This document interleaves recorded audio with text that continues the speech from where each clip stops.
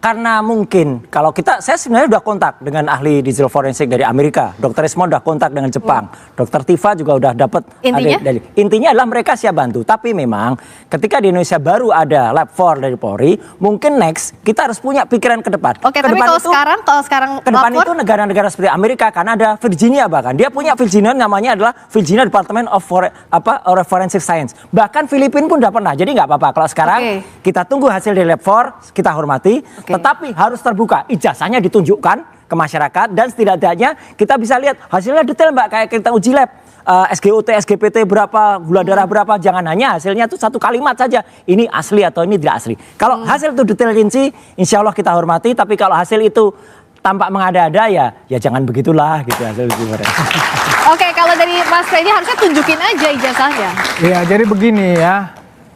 Ini kan sebelum masuk laporan polisi ini kan Mas Roy dan kawan-kawan ini kan selalu menantang laporkan saja. Waktu itu saya katakan di berbagai media juga, nah kan jangan nanti kalau sudah dilaporkan ngomong kriminalisasi, kemudian membangun narasi-narasi ya yang mendiskreditkan polisi, bahwa polisi tidak netral dan bla bla bla bla. Dan per hari ini dan kemarin-kemarin narasi itu dibangun. Jangan begitulah, biarkan penyidik seperti kata Pak Arianto tadi, biarkan penyidik bekerja. Hukum kita, penyidik kita mempunyai yurisdiksi sendiri, nggak usah bawa-bawa luar negeri, kan begitu. Percaya kepada polisi kita, ini sudah menjadi sorotan publik. Percaya penyidik itu, Mabes Polri itu, Polda itu tidak akan melakukan blunder. Ini zaman sekarang, zaman keterbukaan. Mas Roy dan kawan-kawan gampang menelanjangi apapun di Indonesia ini. Justru karena itu, ayo kita bangun narasi ya, kepercayaan kepada penyidik kita. Biarkan mereka bekerja. Biarkan, nggak usah membangun narasi-narasi yang menyerang penyidik kita. Nanti ini justru malah membangun semangat masuk dari proses kepolisian. hukum, tapi Mas Roy-nya percaya dengan penyidikan? Ya, penyelidikan yang berjalan. Adanya sekarang ini. Tapi bagaimana bisa membaikkan? Kalau tidak dikritisi tidak akan lebih. Dan saya hormat sekali. Kalau nanti polisi kan juga semua berkembang dulu. Misalnya penyelidikan itu nggak pakai tahap-tahap. Sekarang sudah ada perkap dari Pak Arianto itu lebih bagus, lebih detail. Itu kita dukung. Yang lebih baik kan kita harus pakai. Di Virginia, di Filipina aja sudah mulai independen. Soal ijazah ini Mas Roy akan punya data pembanding atau tidak? Ya, kita punya data pembanding. Tapi, apa itu pakai apa? Ya nanti kita lihat pada saatnya. Masih rahasia kan data pembandingnya.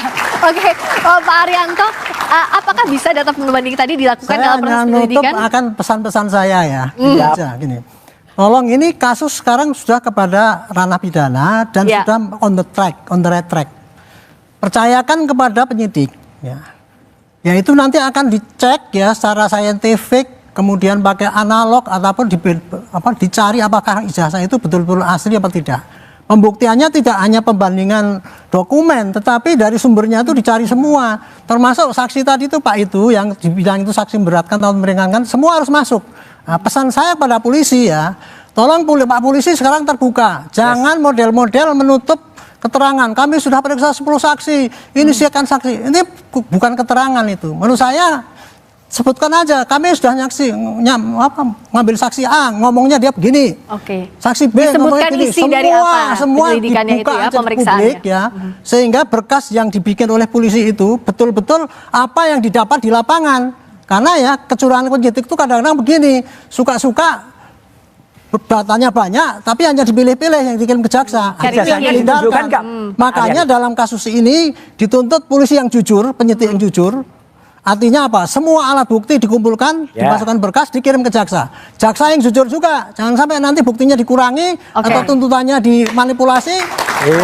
Dan terakhir hakimnya juga jujur. Jangan sampai hakim yang disuap seperti kemarin ketangkap itu. Itu nanti bikin susah itu. Sampai ke persidangan. Saya boleh menambahkan satu lagi pesan saya ya, tolong ya. Ini kegaduhan di media itu tidak masalah. Tetapi kalau ini dibiarkan nanti akan terjadi kegaduhan di lapangan. Itulah yang dikendaki oleh Amerika dan sekutunya maupun tapi yang intinya adalah harus terbuka. Domba kita ini. Kita ini sekarang lagi jadi objek untuk war by proxy. Tapi yang harus hati-hati. Tadi poinnya adalah yang terbuka ya, proses penyidikan sampai nanti ijazahnya ditunjukkan. Ya toh, kalau ijazah ditunjukkan udah selesai. Ditunjukkan haruskah apa di persidangan kalau soal ijazah ditunjukkan? Gak apa-apa, tunjukkan aja ini bukti. Nah, betul. Oke, untuk menunjukkan ijazah.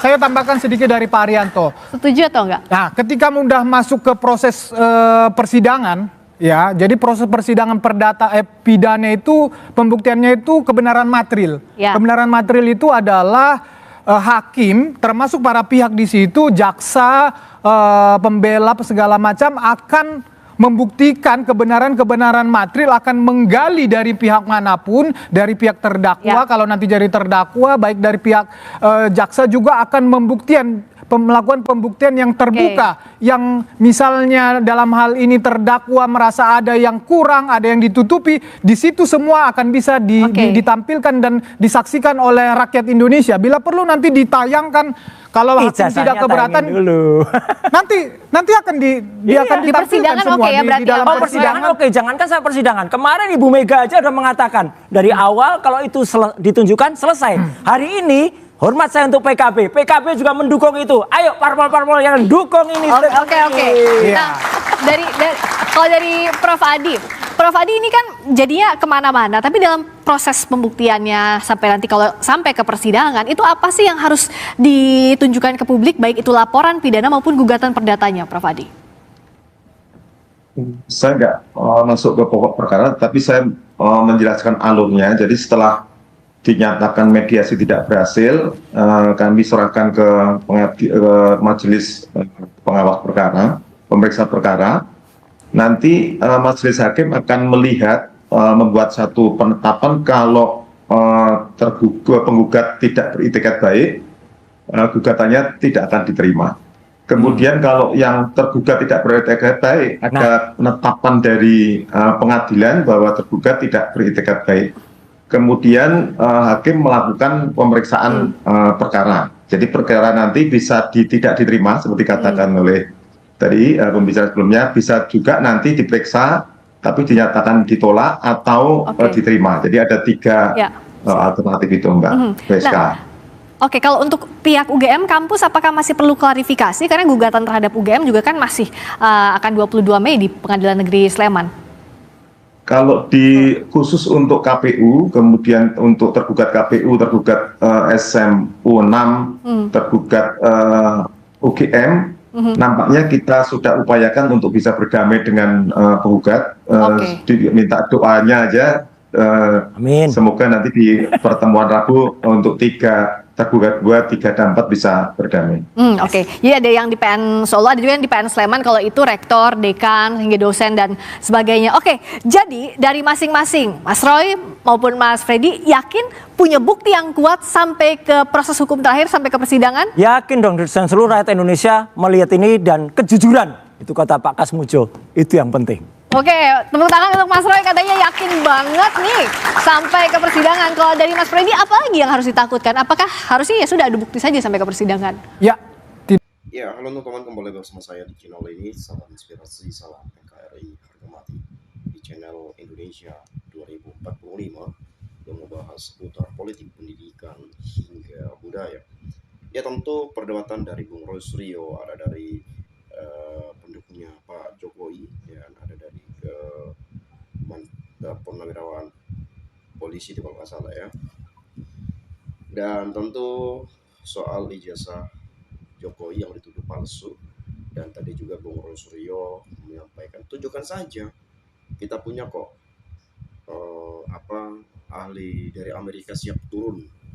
Jadi ada dari beberapa negara tadi disampaikan beliau yang mungkin bertujuan ya bagaimana memang dia sejujur-jujurnya dan seadil-adilnya, dan mungkin bisa saja tidak ada lagi dugaan-dugaan barangkali nanti ya dibegituin, entahlah ya, saya nggak harus sebutkan, tapi banyak sekali kan dugaan-dugaan ya barangkali karena Pak Jokowi mantan presiden dan dekat dengan polisi, dekat dengan penguji, dekat dengan ini, sehingga nanti muncul asumsi, muncul juga dugaan dan lain sebagainya.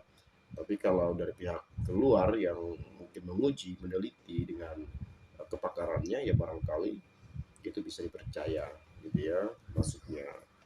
Dan ya saya rasa sih sebetulnya ya kita memang harus berikan kepercayaan kepada penyidik ya. Masa kita nggak percaya pada negeri sendiri gitu ya, kepada polisi kita sendiri. Tapi ada juga seperti itu, nggak percaya juga. Ada suatu keraguan yang mungkin keraguan tersendiri lah gitu ya. Karena juga kita melihat bagaimana kondisi di Indonesia seperti apa gitu ya. Tetapi ya itu tadi seperti yang disampaikan oleh Bapak yang satunya tadi, bahwa ini harus menggunakan penyidik yang jujur, jaksa yang jujur, hakim yang jujur, jaksa yang jujur ya gitu ya, untuk melakukan penyelidikan ini lebih lanjut ya. Karena ini tadi katanya sudah masuk pidana katanya tadi ya. Dan sebetulnya memang by logika ya gampang saja, tinggal tunjukkan saja apa sih susahnya gitu ya. Dan kita juga tahu bahwa Pak Jokowi sekarang sudah lagi tidak menjadi presiden, sudah menjadi rakyat biasa ya. Jadi ya bisa saja eh, seperti yang di komentar yang pertama ini ya. Ya Pak Pol harus ingat sekarang Jokowi rakyat biasa. Nah ini mengarah kemana nih? Artinya mungkin jangan mau lagi atau diintervensi atau apa gitu ya. Atau jangan polisi yang menuruti keinginan Pak Jokowi lah misalnya kan. Karena bagaimanapun ya pihak-pihak tertentu atau dari kedua pihak ini kan ingin saling menang juga sebetulnya dalam perkara ini. Tetapi ya itu tadi, siapa yang mengadili, siapa yang menyidik ya, siapa yang nanti mengambil keputusannya, biar itu menjadi keputusan yang seadil-adilnya dan sejujur-jujurnya. Seperti itulah kurang lebihnya ya. Nah kemudian segala cara digunakan untuk minta dukungan, sampai setan pun diminta dukungan biar terbebas dari jeratan penjara. Roy Panci cuma takut jembinya yang sejuput nemplok di atas bacotnya digunduli. Kalau memang sudah tidak percaya dengan pemerintah, dengan hukum yang ada di Indonesia, silakan pindah saja ke negara yang menurut Anda baik. Gampang kan? Bawa barang-barang, bawa anak, istri, keluarga langsung pindah. Misalnya ke Jepang, Singapura, atau Amerika. Mana yang cocok lah. Nggak usah lagi tinggal di Indonesia. Nah itu juga masuk akal juga. Kalau nggak percaya dengan hukum di Indonesia lagi ya udah pergi aja dari Indonesia gitu ya maksudnya. Tetapi ada kalanya juga kalau kita melihat kondisi hukum di negeri ini, ya kita lihatlah teman-teman ya, seperti apa. Mungkin saya nggak sampaikan, Anda bisa menilai lah gitu ya.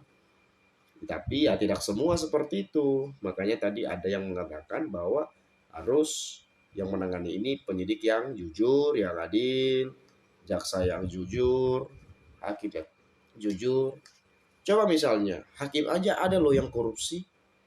Kan itu kan tadi disebutkan tuh, jangan hakim yang yang korupsi, suap atau apa tuh kemarin tuh. Nah, kalau sampai pakai itu, kan takutnya kita mengarah ke sana. Itu yang mungkin kekhawatiran yang timbul dalam pikiran kita karena sudah ada yang terbukti melakukan hal yang seperti itu, bahwa hakim korupsi misalnya atau disuap atau apa tuh kemarin tuh ya. Kan ada aja tuh yang terjadi dan itu sudah ada. Tetapi tidak semua seperti itu. Makanya kalau disebut untuk percaya-percaya saja, karena kita sudah pernah melihat kejadian yang seperti ini, kejadian seperti itu, dan lain-lain, ya sehingga ya mungkin kita bisa saja berpikir bahwa jangan-jangan nanti begitu lagi. Kan itu juga tuh ya. Ya meskipun tidak orang yang sama, dan saya rasa ya 1 dari sekian % lah gitu ya, 100 dari pokoknya berapa persen lah gitu ya, yang melakukan seperti itu. Karena kita percaya bahwa ya mereka pasti menjalankan tugas dengan baik, apalagi kan sumpah jabatan kan ada, jadi nggak main-main juga ya. Nah kemudian sok pintar, sok ilmiah, tapi nggak bisa bedakan antara data dan fakta. Yang diributkan sama dia adalah gambar atau foto, yakni data. Dapat ngambil dari internet, lalu dia bilang itu fakta. Pret, pakar telematika atau IT, kok bisa ketipu sama internet? Kenapa nggak mengadu saja ke mahkamah antar planet? Ya, benar-benar bikin rusuh nih si Panci. Ini juga nih kepada Bung Rosrio, siapa orang juga kayak gimana ya, nggak percaya banget lah gitu ya, karena ya melihat rekam jejak beliau juga, makanya kan sering disebut Panci gitu ya. Ya karena memang pernah ada kasusnya pada saat itu dan sudah pernah juga masuk penjara ya. masuk tahanan lah kalau nggak salah tuh. Saya lupa tahun berapa tuh. Dan beliau ini yang katanya tidak hafal lagu kebangsaan ya. Bayangin aja tuh. Jadi ya kita nggak tahu juga alasan beliau kenapa nggak ini itu. Tapi kita udah lama sekali lah itu ya. Kan itu dari kata saya katakan rekam jejaknya seperti itu. Jadi orang berat juga untuk percaya. Karena beliau ini pun pernah melakukan hal yang tidak sesuai dengan apa yang kita inginkan seperti itu ya. Ini adalah momen dimana yang hak dan batil tampak jelas welo-welo. Aneh nggak kebayang yang bela kebatilan, kematian nasibnya gimana kelak. Kalau kita dituduh bohong, kita harus tunjukkan bukti yang berkenan bahwa kita tidak bohong. Itu aja, bukan cari alasan, bahkan itu justru Anda yang bohong.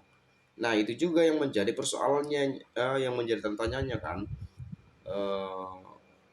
Kalau memang tidak berbohong, tunjukkan dong yang aslinya. Kan itu sebetulnya gitu ya. Kan ini yang menjadi pro dan kontra, makanya penuh dengan tanda tanya teman-teman. Tapi saya tidak terlalu mau benarkan ini, benarkan itu, nggak bisa. Karena kita belum tahu realita kebenarannya. Hasilnya belum keluar, ya. Kita nggak pernah lihat ijazahnya sama sekali. Jadi kalaupun misalnya seandainya diuji secara bersama, ya diujilah secara bersama, ada dari yang menyaksikan dari pihak Profesor Dio, pihaknya Pak Jokowi, dari penyidik itu sendiri. Biar sama-sama melihat gitu loh, biar fair, biar nggak ada nanti muncul dugaan ini. Ya, kan? Kita untuk menghindari kemungkinan itu, ya harus disaksikan lah, diteliti secara bersama.